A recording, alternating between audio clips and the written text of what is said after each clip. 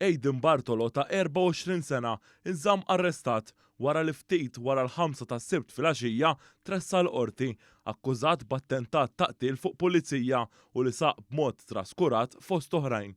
Bartolo tressa l-qorti brabta mal-isparatura li seħħet fil-Mellieħa il-ħamis filgħaxija hekk kif ġie arrestat wara 6 sigħat maħrub.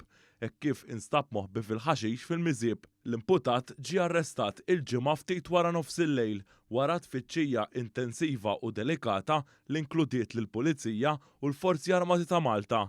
Fil-qorti il-prosekuzzjoni spjegat kif il-ħamis li għadda l-iskwadra ta' kontra droga imxew sabiex iwaqfu lill-imputat. Ġi spjegat kif Aiden Bartolo beda jsuq lejn il-Mellieħa sappruħu ma' pulizija mill-Special Intervention Unit li qalulu biex jieqaf u jitfil vettura. Hawnhekk allegatament l-akkużat saq fuq il-pulizija li ppruvaw iwaqfuh u dan imbotta diversi karozzi. Kien hawn li l-pulizija bdew jisparaw fuq il-vettura sabiex jitwaqqaf l-akkużat. Minn hemm intqal li Bartolo saq one way mill-bypass tal-Mellieħa veloċità qawwija. Wara li dan kiser lejn il-Miżjib, intqal kif dan ħareġ mill-karozza u staħba fiż-żona fejn jinstab sigħat wara.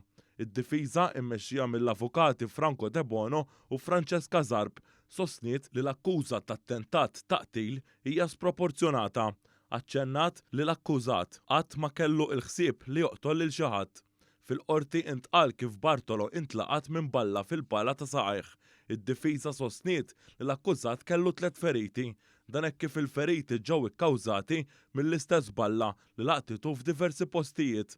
Id-difiża talbet għal ħelsien mill-arrest iżda l-prosekuzzjoni oġġezzjonat dan hekk kif qatt fadal aktar investigazzjonijiet xi jsir u għadhom qed jiġu identifikati xhieda pajżana li kellhom sħarat fil-vetturi. Il-qorti ppreseduta mill-Maġistrat tal-Assa Lara Lonfranco ċaħdet it-talba għal ħelsien mill-arrest minħabba n-natura serja tal-akkużi u hekk kif m'hemmx serħan il-moħħ li l-imputat se jkun konformi mal-kundizzjonijiet imposti mill-qorti.